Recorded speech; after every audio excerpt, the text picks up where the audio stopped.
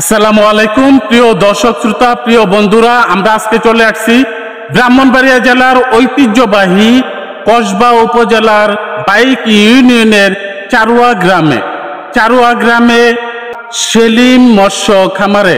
আমার সাথে যে দাঁড়িয়ে রয়েছেন জনাব সেলিম সাহেব।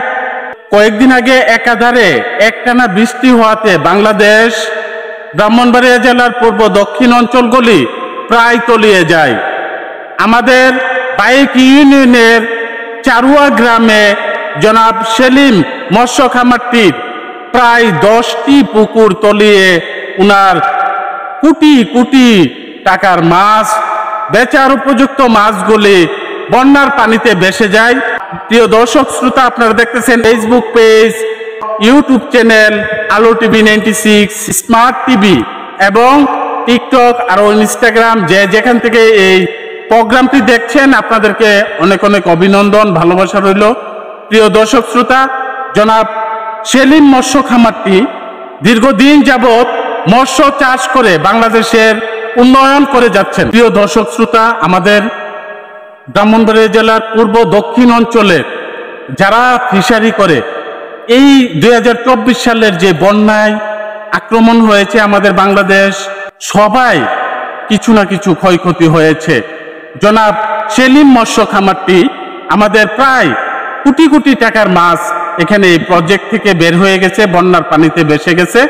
তো প্রিয় দর্শক শ্রোতা, দেশবাসী সুদৃষ্টি জ্ঞাপন করছি, বন্যা ক্ষতিগ্রস্ত অসহায় মৎস্য খামারিদের পাশে থাকবেন এবং দেশবাসীর সুদৃষ্টি জ্ঞাপন করছি যারা বন্যায় কোটি কোটি টাকার ক্ষতিগ্রস্ত হয়ে গেছে, তারা আজকে পথে বসে যাওয়ার মতন কোটি কোটি টাকার মাছ বন্যার পানিতে ভেসে গেছে। সকলের সুদৃষ্টি না দিলে এই মৎস্য খামারিরা তারা পথে বসে যাবে এবং কমে যাবে বাংলাদেশের মৎস্য উন্নয়ন। এই যে মৎস্য খামারিরা আমাদের বাংলাদেশের মৎস্য উন্নয়ন করে মৎস্য অধিদপ্তরকে শক্তিশালী করার জন্য অত্যন্ত গুরুত্বপূর্ণ ভূমিকা রেখে যাচ্ছেন সেলিম মৎস্য খামারটি। উনার প্রায় 2 কোটি টাকার উপরের মাছ উনার এই প্রজেক্ট থেকে বের হয়ে গেছে। প্রিয় দেশবাসী এবং যারা দেখতেছেন, সুদৃষ্টি জ্ঞাপন করে দেশবাসীর উদ্দেশ্যে আজকে জনাব সেলিম সাহেব কিছু উপস্থাপনা করবেন উনার এই সেলিম মৎস্য খামারটিকে নিয়ে। সঙ্গেই থাকুন। যারা দেখতেছেন আপনাদেরকে অনেক অনেক ধন্যবাদ, ভালোবাসা রইল, সঙ্গেই থাকবেন। আসসালামু আলাইকুম। আমার নাম মোহাম্মদ সেলিম মিয়া, সেলিম মৎস্য খামার। আমার 20টি পুষ্কুনি, ভারত থেকে আসা আগরতলার পানি আইসা রাতের আধারে আমাদের এই সব পুষ্কুনিগুলো পানিয়ে তলিয়ে গেছে। আমাদের পুষ্কুনির পারে কমর সমান, কিছু কিছু জায়গায় বুক সমান পানি হয়েছে। হওয়াতে আমাদের পুষ্কুনির মাছগুলো আমরা বেড়া দিয়েও রাখতে পারি নাই। ইন্ডিয়ার পানির প্রচুর সুদ ছিল, এই সুতের কারণে আমরা মাছগুলা রাখতে পারি নাই। আমার 20টি পুষ্কুনিতে আমার মত করেন কম করে 2 কোটি টাকার আমার মাছ চলে গেছে। তারপর মৎস্যচাষী যারা আছে সবারই ক্ষয়ক্ষতি হয়েছে। তবে আমি বাংলাদেশ সরকারের কাছে দৃষ্টি আকর্ষণ করছি যে আমাদের প্রতি যেন উনি সুদৃষ্টি রাখে।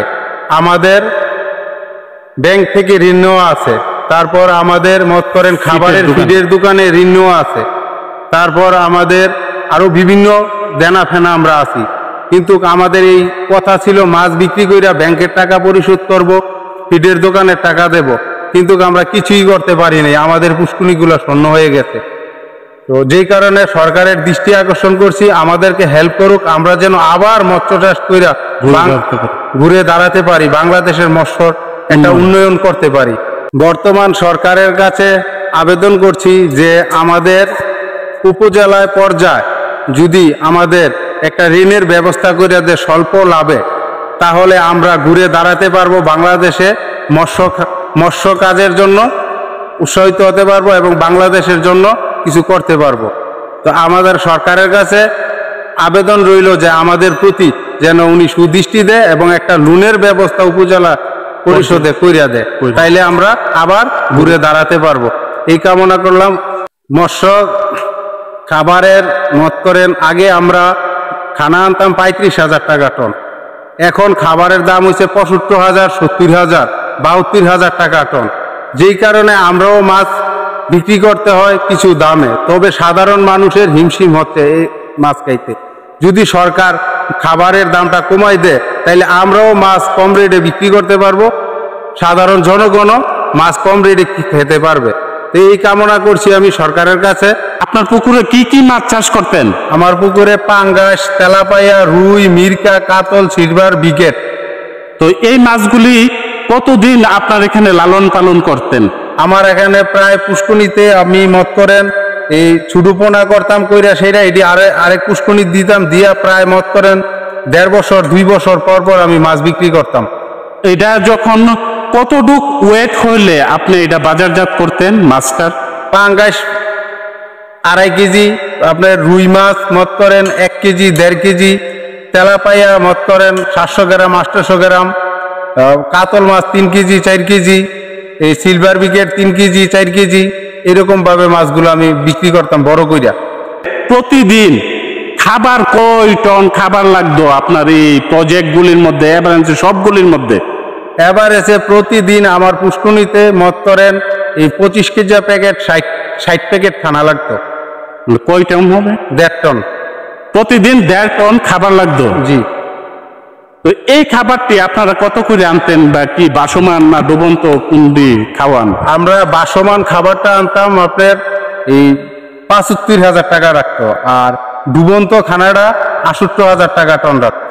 আচ্ছা আচ্ছা, এই খাবারের মূল্যটা কি বেশি? অনেক বেশি, অনেক বেশি। আগে কম ছিল? আগে 30-35,000 টাকা ছিল, বাসমান আনতাম 40,000 দিয়া, এখন তো অনেক রেট বাইরে গেছে।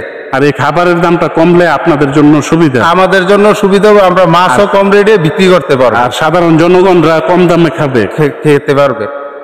বর্তমান সরকারকে আবারও আমরা আবেদন করতেছি, কাকুতি মিনতি করতেছি যে আমাদের যদি একটা ঋণের ব্যবস্থা উনি না করে দেয় তাইলে আমরা পথে বসে যাব। উনার সুদৃষ্টি বিশেষভাবে আমরা কামনা করতেছি। আমাদের ক্ষয়ক্ষতি হয়েছে, আমরা যদি সরকার যদি আমাদের সুদৃষ্টি না দেয় তাইলে আমরা পথে বসে যাব, আমরা নিঃস্ব হয়ে যাব, আমরা আর রুখে দাঁড়ানোর মতো কোনো ব্যবস্থা থাকবে না।